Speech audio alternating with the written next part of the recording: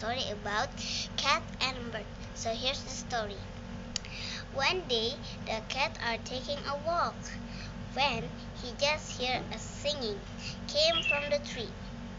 He climbed to the tree to figure it out. And then the cat found the bird. Then he jumped to the bird and he missed the bird. And then he fall and have a big bump. The bird never thinks one or two cats can share. The end. Thanks for watching. Goodbye.